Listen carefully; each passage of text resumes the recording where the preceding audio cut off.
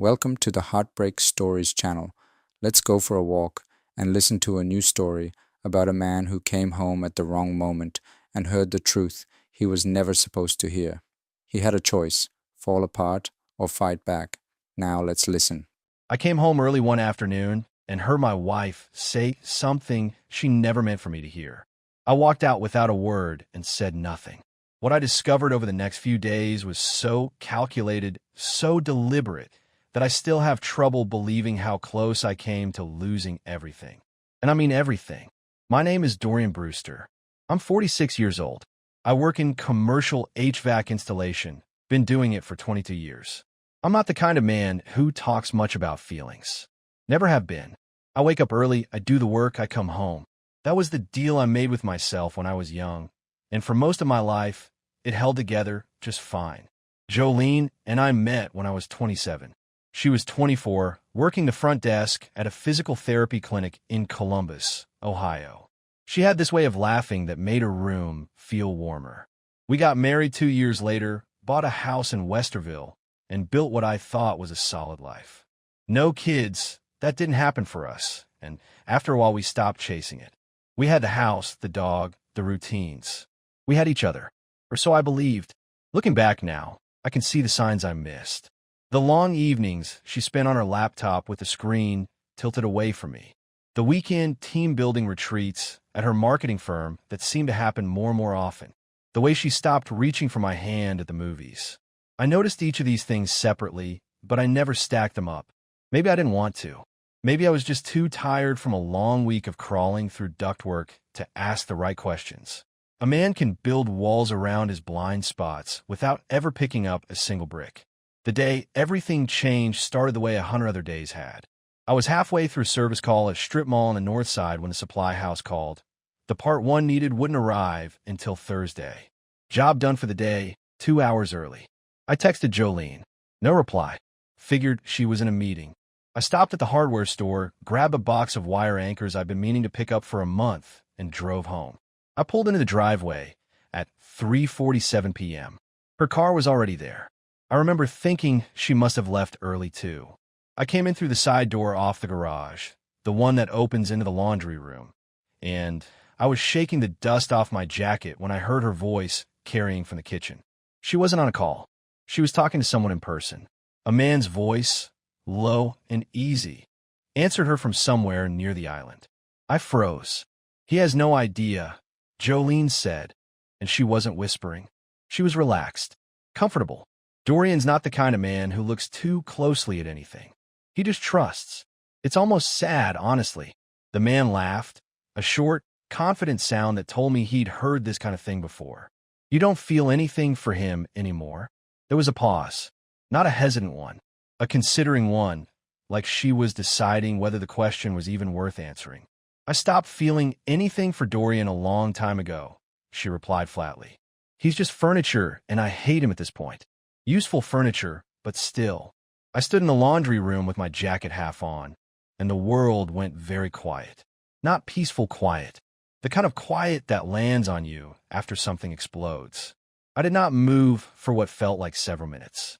My boot was still untied from when I'd loosened it getting out of the truck. I looked down at it, focused on the lace, breathed. Then I turned around, stepped back outside, and pulled the door shut behind me without a sound. I sat in my truck in the driveway for a moment. I could see the kitchen window from where I was parked. Their silhouettes moved inside, unhurried, relaxed at home. My home. I started the engine and drove away. I didn't go far. I ended up at a park about 3 miles out, pulled into the empty lot by the baseball diamond, and just sat there with the engine off. Bruno, our German shepherd, wasn't with me. He was inside. That bothered me almost as much as everything else. I replayed her words. Useful furniture. Not broken, not over, not complicated. Furniture. Something you keep because getting rid of it is inconvenient. I didn't cry. I didn't hit the steering wheel. I just sat there and let it sink in the way cold water sinks into a shirt, slowly, completely, until there's no dry part left. By the time the sun started dropping behind the tree line, I had made one decision. I wasn't going to walk back in there and flip the table. Not yet. Not before I knew exactly what I was dealing with. I drove back an hour later. Her car was gone. The house was quiet. Bruno met me at the door like nothing had happened, tail going like a propeller. I scratched behind his ears, walked to the kitchen, and stood where they had been standing. There were 2 coffee cups in the sink. Not hers and mine. 2 that matched. I washed them both, dried them, put them away. Then I sat down at the kitchen table and stared at the wall and started thinking like a man who just realized he was standing on a trapdoor. I didn't know yet how far down the drop went, but I was about to find out. I slept in my truck that night, drove out to a rest stop on Route 62, reclined the seat as far as it would go, and stared at the ceiling until somewhere around 3 a.m. when exhaustion finally won. Bruno was inside. That kept nagging at me. The dog, alone in the house, probably confused about where I'd gone. But I couldn't go back in there. Not yet. Not without a plan. I woke up stiff and cold with a gas station coffee going lukewarm in the cup holder. The morning was gray, the parking lot empty except for semi-idling at the far end.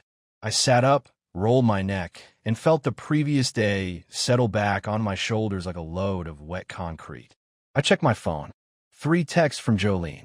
The first said dinner's ready. The second said, where are you? The third said, I'm going to bed. Let me know you're okay. No panique. No urgency. Just mild inconvenience. That told me something. I didn't reply. Instead, I drove to the nearest diner, ordered eggs I barely touched, and was staring at my coffee when my phone buzzed with an email. No subject line. Unknown sender. 1 attachment, and 3 words in the body of the message. You should know. I set the phone face down on the table and finished my coffee first. Not because I was calm, because I needed a minute before I let whatever was in that file into my head. When I opened it, the attachment was a video, 42 seconds long, filmed from across a restaurant. Low light, candles on the table, the kind of place Jolene always said was too pretentious for her taste. And yet there she was, leaning toward a man I didn't recognize, her hand resting easy on his forearm. She was smiling the way she used to smile at me in the early years, unguarded, lit up, fully present. Then the audio came through. Muffled at first, then a few words cut clear. He'll never see it coming. That's the thing about Dorian. He always looks straight ahead. I put the phone face down again. The waitress came by, refilled my coffee, without asking. I let her. I sat there for a long time. I didn't recognize the man in the video, but I'd remember his face if I saw it again. Sharp jaw, expensive watch, the easy posture of someone who'd never had to worry about a supply order or a busted compressor in the middle of July. He looked like someone who bought things rather than built them. I replied to the email. Who are you? Why are you sending me this? The response came back in under 10 minutes. I work at her firm. I've seen more than you have. This isn't new. If you want a full picture, I'll show you, but not here. My jaw tightened. I typed back, where? Millstone Diner on Broad Street. Tomorrow. Noon. Come by yourself. I paid for my breakfast, left a decent tip, and walked out into the gray morning air. I stood in the parking lot for a moment, hands in my jacket pockets, watching a crow work over something on the asphalt near the dumpster. Patient. Methodical. Taking what it needed one piece at a time. I understood that crow better than I had an hour ago. That afternoon, I drove past the house twice without stopping. The second time, I saw Jolene's car still in the driveway and a second vehicle parked half a block down, a dark gray SUV I didn't recognize. I didn't stop. I kept moving, circled back to Route 62, and checked into a roadside motel that charged by the week and didn't ask questions. The room smelled like old carpet and pine cleaner. The heater rattled. I sat on the edge of the bed and called Curtis. My older brother answered on the second ring, the way he always does. Curtis is 3 years older and about 10 years more practical than I'll ever be. He was in the middle of something. I could hear tools in the background, but he went quiet the moment he heard my voice. Talk, he said simply. So I did. I told him everything. The kitchen, the words, the video, the email, the meeting tomorrow. I talked for almost 20 minutes without stopping, and Curtis listened without interrupting once, which is unusual for him. When I finished, there was a brief silence on the line. You back in the house? He asked. No. Motel off 62. Good. Stay there tonight. His voice was steady, deliberate. Don't call her. Don't text her. Don't go back until you know what you're walking into. Can you do that? Already doing it, I replied. All right, go to that meeting tomorrow. And Dorian, take notes. Everything they tell you, write it down. Dates, names, amounts. Whatever it is. I told him I would. After I hung up, I sat in the dark motel room with the rattling heater and thought about the man in the video. The easy posture, the expensive watch, the way Jolene had leaned toward him like he was the only source of gravity in the room. I didn't know his name yet, but I would. Millstone Diner on Broad Street was the kind of place that had been there since the 70s and hadn't tried too hard to hide it. Vinyl booths, laminated menus, a coffee pot that never seemed to empty. I got there 15 minutes early, took a booth near the back wall where I could see the door, and ordered coffee I didn't need. She came in at 5 past noon. Early 30s, dark coat, hair pulled back tight. She moved with the kind of controlled purpose that told me she'd thought hard about being here. She spotted me before I could raise a hand, came straight over, and slid into the seat across from me without taking off her coat. Dorian Brewster, she said, not a question. That's right, I replied. And you're Renee Stokes. She kept her voice low. I work in operations at Jolene's firm. Have for 3 years. She reached into her bag and pulled out a manila folder, setting it on the table between us like she was placing something fragile. I looked at it. Didn't touch it yet. Why are you doing this? I asked, watching her face. Renee pressed her lips together for a moment. Because I know what Dylan Fontaine does to people, she said carefully. He did it to me first. 2 years ago, before he moved on to your wife. He ran the same plays, the charm, the promises, the quiet financial arrangements. By the time I understood what was happening, he'd borrowed $11,000 from me and disappeared for 4 months. She paused. I'm not here out of kindness, Mr. Brewster. I'm here because I know how this ends if nobody says anything. I let that sit. Then I opened the folder. Inside were printed documents, screenshots of emails, expense reports, 2 lease agreements, and a mortgage pre-approval letter. My name was on the lease as co-applicant. My name was on the mortgage as primary borrower. I'd never signed either document, never set foot in the properties listed, never spoken to the real estate agent whose name appeared at the bottom. My hand was steady as I turned the pages. I made sure of that. These signatures, I said quietly, they're not mine. No, Renee confirmed. She submitted everything digitally. Use your tax returns and pay stubs to back the income claims. Fontaine has done this before. He knows which documents to pull and which offices process things fast enough that nobody looks closely. I set the folder down and picked up my coffee. How long? The financial trail goes back about 14 months. That's when Fontaine started appearing in her calendar. Renee slid a printed sheet across the table, a timeline she'd put together herself, neat and dated. He's not a licensed real estate agent anymore. Got flagged for fraud 5 years ago in Tennessee. What he does now is harder to classify. He finds women in stable marriages with clean credit and helps them transition. I stared at the timeline. There was a date 3 months back with a note beside it. Lease amendment. EB signature obtained. Jolene had handed me a document on a Tuesday evening when I was heading out to a neighbor's retirement cookout. Said the landlord needed an updated insurance waiver on the rental property we owned on Fremont Street. I signed it at the kitchen counter in about 12 seconds because she was standing there with a pen and I trusted her. 12 seconds. I closed the folder and looked up at Renee. There's a neighbor, I said. Lloyd Morgan. Lives 2 houses down from us. Older man, retired postal worker. He mentioned a few weeks back that he'd seen an unfamiliar car in my driveway a couple of times. Said a man got out and went inside. Renee nodded slowly. If he can describe the vehicle or the man, that's useful, especially if it establishes a pattern of access. He's sharp, I said. Notices everything on that street. Has for 30 years. Talk to him, she advised. Quietly, I tucked the folder under my arm and stood. Renee, is there more? Things you haven't printed yet. She met my eyes. Yes. Can you get it to me the same way? Some of it, she said. There are internal emails I can access through the shared drive. Give me a few days.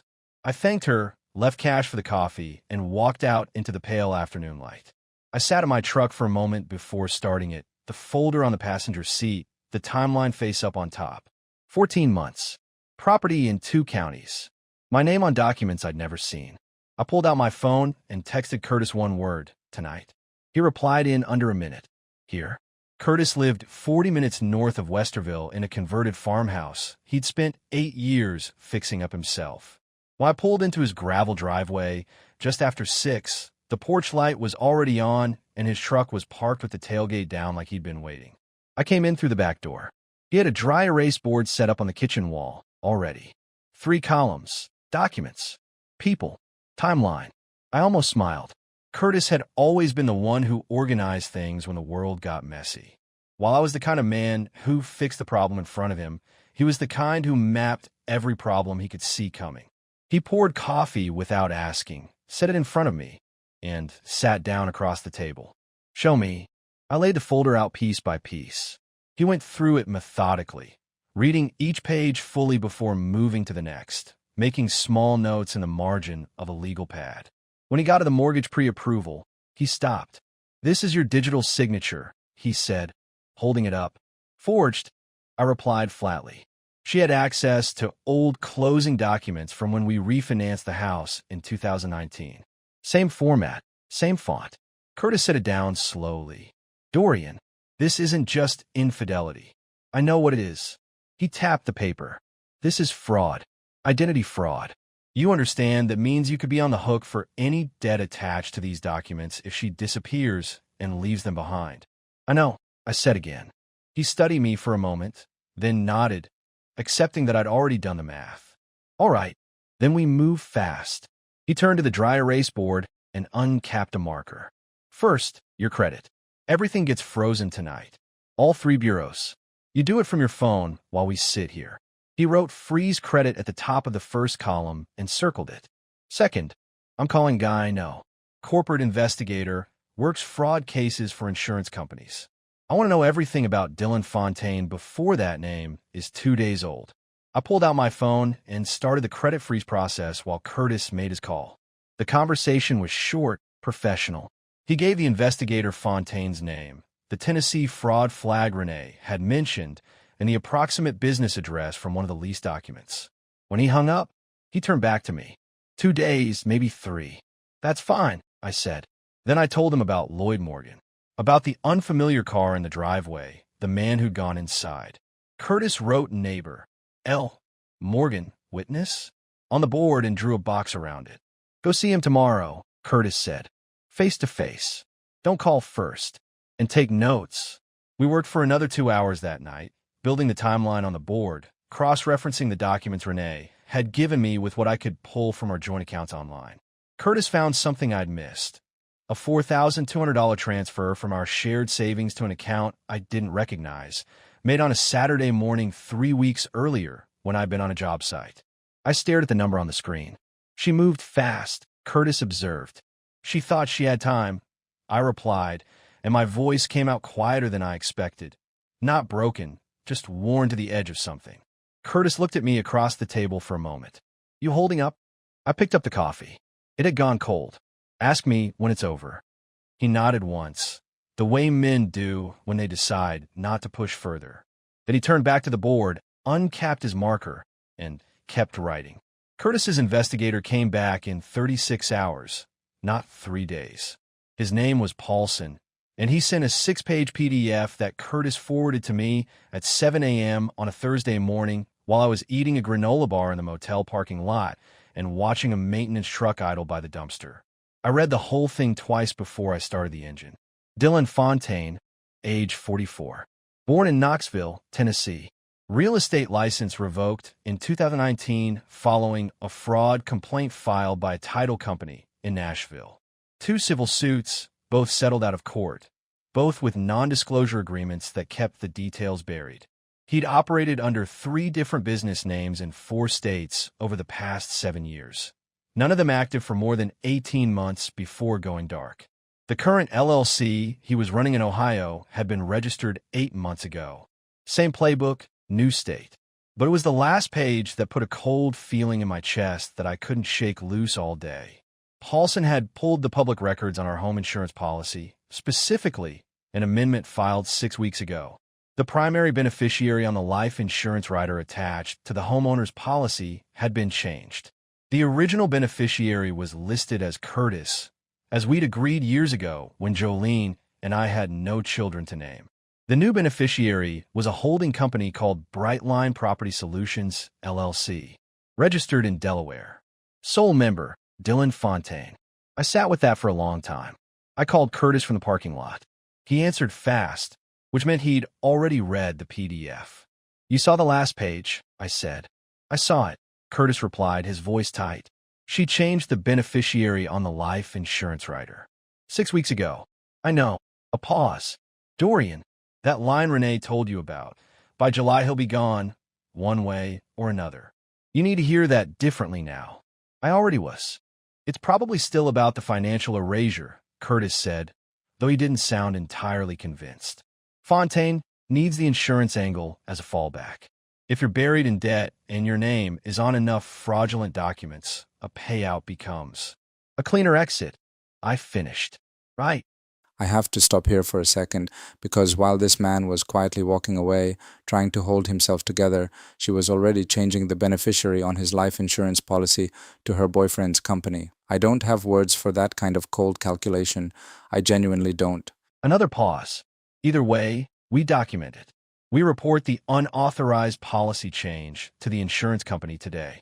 I'll have Paulson file a formal notification." I agreed. Then my phone buzzed with a second notification, an email from the IRS. A notice of discrepancy on a preliminary tax filing submitted under my Social Security number. The filing listed an address I'd never lived at and a business income I'd never earned. The preliminary return had been submitted 6 weeks ago, the same week the insurance beneficiary was changed. 6 weeks ago, someone had been very busy. I forwarded everything to Curtis, then drove to Lloyd Morgan's house. Lloyd was in his front yard when I pulled up, deadheading the rose bushes along his fence line. The man had kept that yard immaculate for as long as I'd known him. He was 68, retired after 31 years, carrying mail on our street and the 4 blocks surrounding it. He knew every car, every routine, every face that didn't belong. He looked up when I came through the gate, read something in my expression, and set his clippers down without being asked. "Come sit," he said, nodding toward the porch. We sat in his wooden chairs, and I told him, carefully, without the full picture, that I was dealing with a situation involving someone who had been coming to my house without my knowledge, and that I needed to know what he'd seen. Lloyd didn't need much prompting. He described the vehicle immediately. A dark gray Audi sedan, newer model, partial plates starting with the letters KD. He'd seen it in my driveway on 4 separate occasions over the past 3 months, always on a weekday afternoon between noon and 4. The driver was a man, tall, dark coat, the kind who walked like he owned whatever surface he was standing on. Once, Lloyd had been collecting his mail when the man came out of my front door and they'd made brief eye contact. The man had nodded like a neighbor and kept walking. "I thought maybe you'd hired a contractor," Lloyd said carefully, "for the addition you mentioned last spring." "No contractó y rápida." Lloyd was quiet for a moment. Then he reached over and put a firm hand briefly on my forearm. "I'll write it all down tonight. Dates, times, everything I can remember. You say the word, and I'll put my name on whatever document you need." I thanked him. I meant it more than I could say out loud. Driving back to the motel, I thought about the insurance policy, about the tax filing, about the phrase "one way or another." A man could spend a lot of energy deciding how afraid to be. I decided I wasn't going to spend any. Fear was a weight I couldn't afford right now. What I could afford was clarity, and I was getting sharper by the hour. Bruno disappeared on a Friday. I'd driven to the house mid-morning to pick up some tools I needed for a side job I was keeping up to maintain routine. The last thing I wanted was Jolene suspecting I was building a case. I still had my key. I came in through the side door, grabbed the toolbox from the garage, and called for Bruno. Nothing. I walked through the house. His bed was empty. His food bowl was full, which meant it hadn't been touched since it was filled, probably that morning. His leash was gone from the hook by the side door. I checked the backyard. The gate was standing open about 8 inches. I stood in the yard for a long moment, looking at that gate. It didn't blow open on its own. The latch was stiff enough that Bruno couldn't nudge it. Someone had left it open deliberately or in a hurry and not come back to close it. I walked the neighborhood for an hour, called his name until my throat was dry. Nothing. I drove the surrounding streets in a slow grid, windows down. No Bruno. I left my number with 3 neighbors and posted in the neighborhood app before I even got back to the motel. Then I sat on the edge of the motel bed and stared at the floor. That dog had slept at my feet for 7 years. He'd been the truck with me on 100 job sites. He'd been the one warm, uncomplicated thing in a house that had turned cold. My jaw tightened. I made a call. "Jolene," I said when she answered, and I kept my voice completely flat, the way you do when you're working hard not to show the wire. "Bruno's gone." The gate was open. "Oh no," she said, and she made it sound like concern, almost convincing. "I must have left it unlatched when I took him out this morning. I'm so sorry, Dorian." She didn't offer to help look. I hung up and went back out. 2 hours later, my phone rang. It was the Hendersons 4 blocks north, retired couple, always out walking. They'd found Bruno sniffing around their back fence and recognized him from the neighborhood app. I drove there in 10 minutes, and when I opened the truck door, Bruno launched himself at me like he'd been searching just as hard from his end. I drove him straight to Curtis's house. He wasn't going back. The second thing that hit me that week came from a different direction. My friend Paul, we'd worked together on a commercial job 3 years back, stayed in occasional contact, sent me an awkward text on Sunday afternoon. "Hey man, heard you've been having some trouble at home. Just wanted to check in. Jolene mentioned you've been stressed and kind of checked out lately. You okay?" I read that message 4 times. Jolene had been working the room. She was already building her narrative, the distant, unreliable husband who'd emotionally abandoned her, setting the stage so that when the collapse came, witnesses would nod and say they'd seen it coming. I called Paul back directly. Didn't text, called. "What exactly did she tell you?" I asked. Paul hesitated. "Just that you've been distant, disappearing for days without explanation. That she was worried about you." "Paul," I said evenly, "I need you to hear me clearly. I'm not going to go into detail right now, but what you're being told is a version of events that was constructed deliberately. When this is over, I'll sit down with you and walk through all of it. Until then, I'd appreciate it if you'd keep what I'm telling you in mind before you form any opinions." There was a long pause. Then Paul said, "Understood." That was enough for now. I drove back to the motel with Bruno curled up on the passenger seat, his head on my thigh the whole way. I kept one hand on the wheel and one hand on the back of his neck. Some people show you who they are by the lies they tell. Others show you by who they try to recruit to tell those lies for them. Jolene had just shown me both. Curtis had a contact at a title company who owed him a favor, the kind of favor that gets returned quietly and without paperwork. Through him, we confirmed that the property in Cleveland that Jolene and Fontaine had been building toward was scheduled to close in 11 days. 11 days. The mortgage pre-approval was still active. My name was still on it. If we didn't move before that date, the transaction would record with my digital signature on the deed, and I'd be legally attached to a property I'd never seen, financed through income documentation I'd never provided. We were not going to let that happen. But before we touched the legal machinery, Curtis wanted one more piece. Something with her voice on it. Something that would put her knowledge of the scheme beyond any reasonable doubt. Renee made the call. She reached out to Jolene on a Tuesday morning under the pretext of needing guidance on a vendor contract. A routine enough request, given Renee's role in operations. They met in the small conference room on the second floor of the firm, which Renee knew had a faulty ceiling speaker that the IT department had been ignoring for months. She wore a small digital recorder in the breast pocket of her blazer, the kind that picks up a room conversation clearly at 6 feet. Curtis and I sat in his truck in a parking garage 3 blocks away and waited. Renee was in there for 41 minutes. When she came out and got in her own car, she texted one word: "Good." That evening, the 3 of us sat at Curtis's kitchen table and listened to the recording on his laptop with the volume turned up. Most of it was professional, vendor terms, approval chains, the mundane scaffolding of a working day.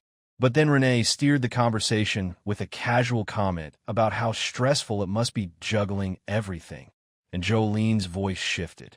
Relaxed, confident, the way people talk when they think they're among allies.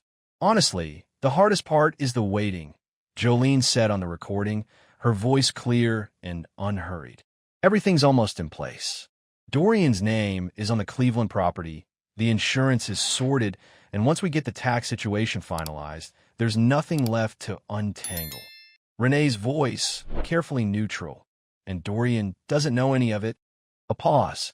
Then Jolene, almost lightly. Dorian trusts everything I hand him. I've been handing him things for 19 years. He's never once looked twice.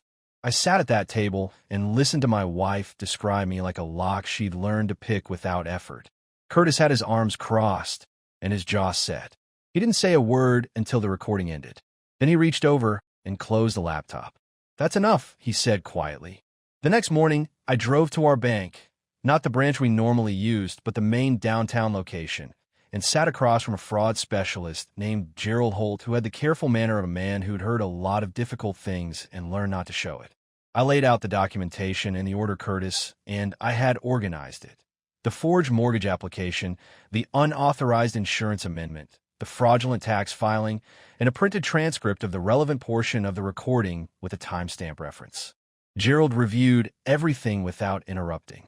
When he finished, he removed his glasses and set them on the desk. "Mr. Brewster," he said, "there are 2 transfers I need to flag for you immediately." He turned his monitor toward me. "The first is a transfer of $4,200 that cleared 3 weeks ago from your joint savings to an external account.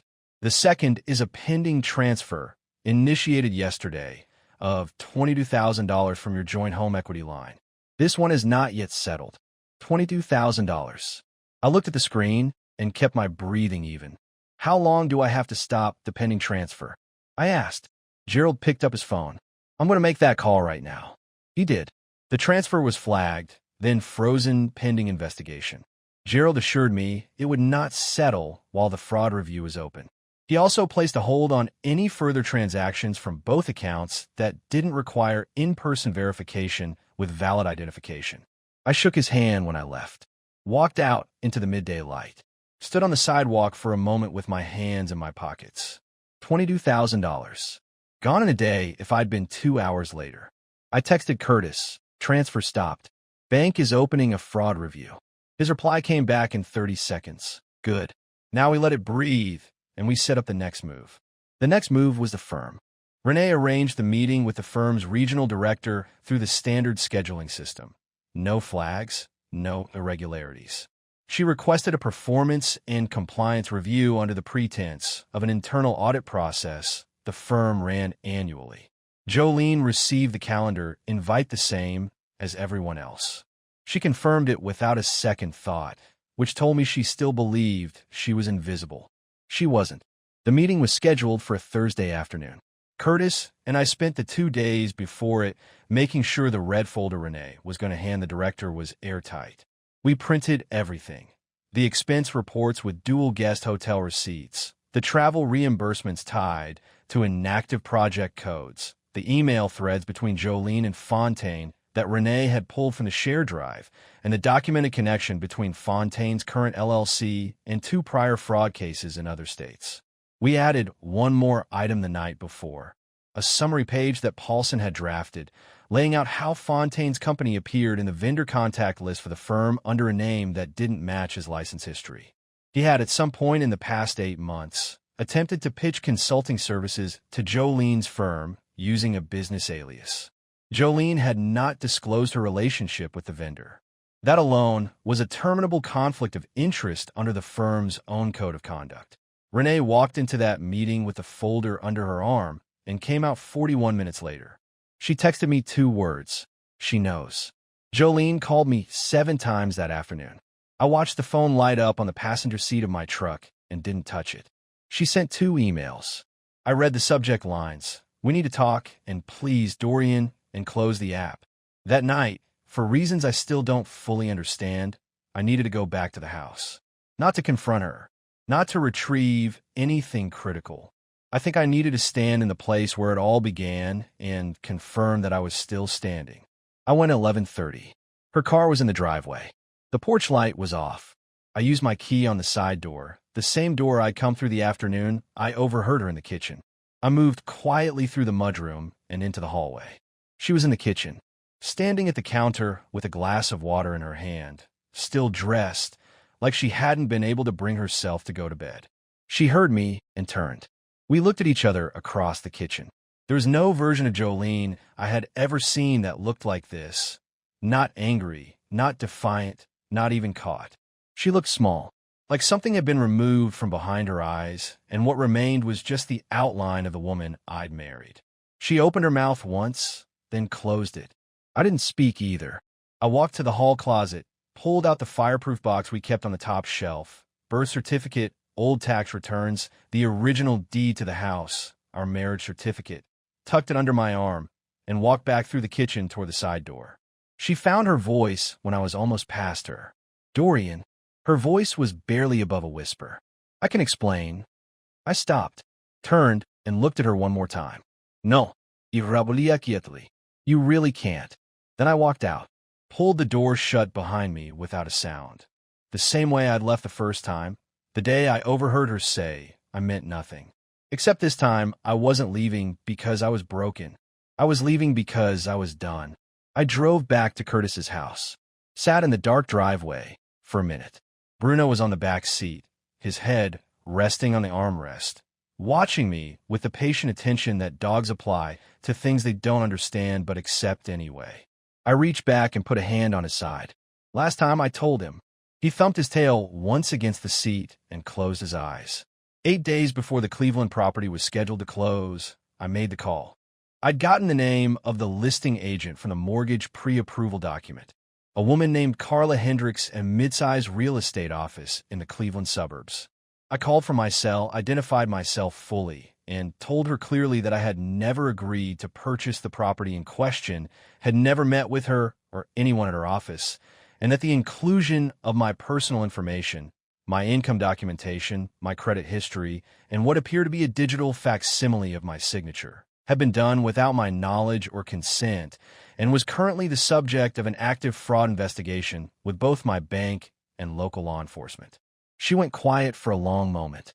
Mr. Brewster, she said carefully, I was under the impression that both parties had reviewed and approved all documentation.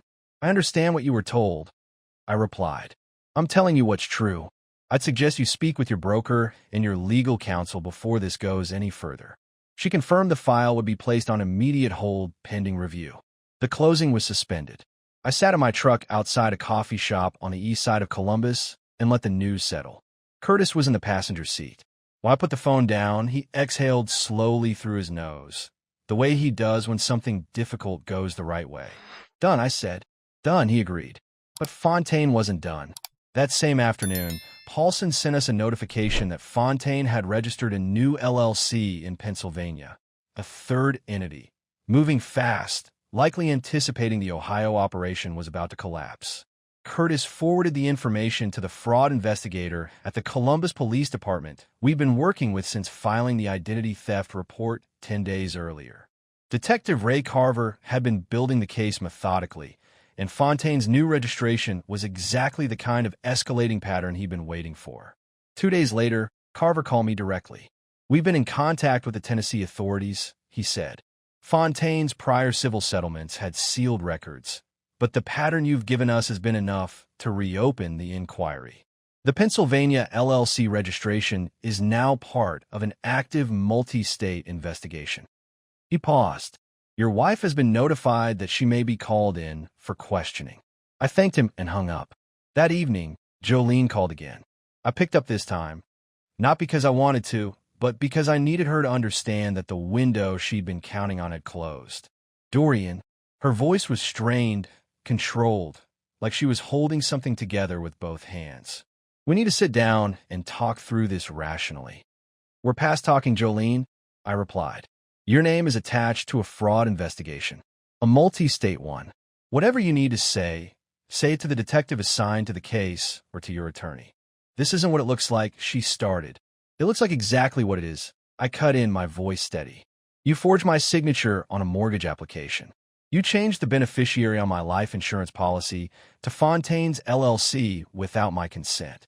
You filed a fraudulent tax return under my social security number, and you moved $22,000 out of our joint account. That's not a misunderstanding, Jolene. That's a decision. Several of them. Silence on the line. I'm filing for divorce on Monday, I added. You'll hear from my attorney. I ended the call before she could respond. Curtis was standing in the kitchen doorway. He'd heard every word. He didn't say anything for a moment. Then he walked over and refilled my coffee without being asked. That was enough. The divorce was finalized 9 months later. Jolene's attorney attempted 3 different approaches. The first was an argument that the financial activity had been a mutual arrangement I'd tacitly approved. That collapsed the moment Curtis submitted the bank's fraud review findings and the recording Renee had made. The second was a character argument about my emotional unavailability.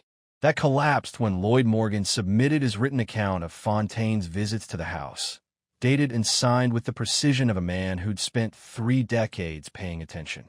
The third was a negotiated settlement offer that asked me to drop the fraud referrals in exchange for a clean split of the marital assets.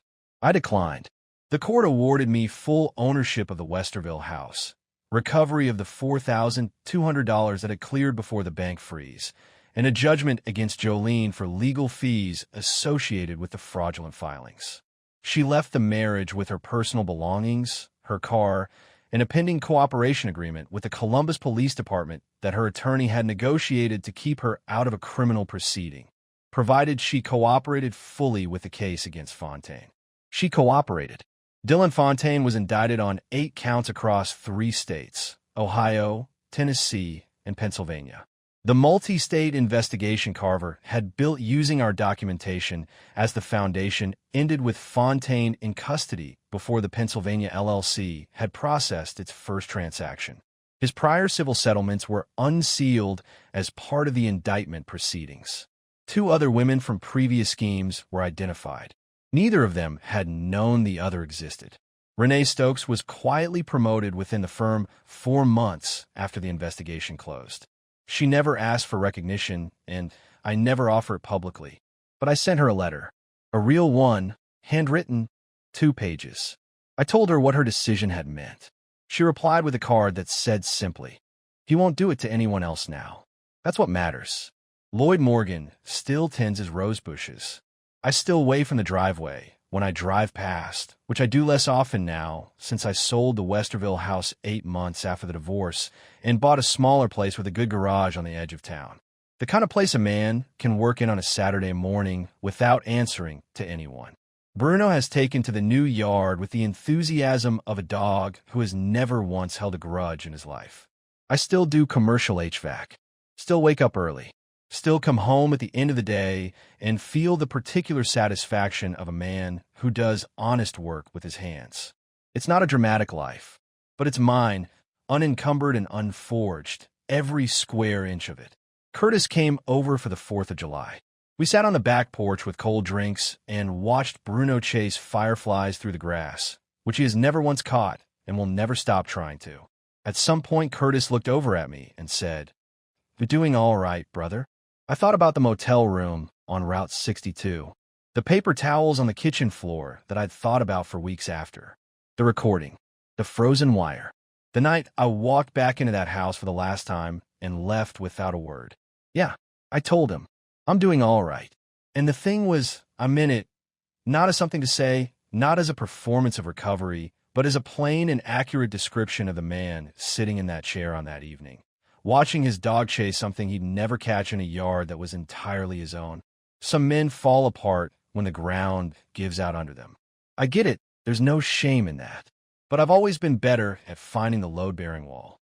You locate it, you reinforce it, and you build from there. I found mine. I built from there.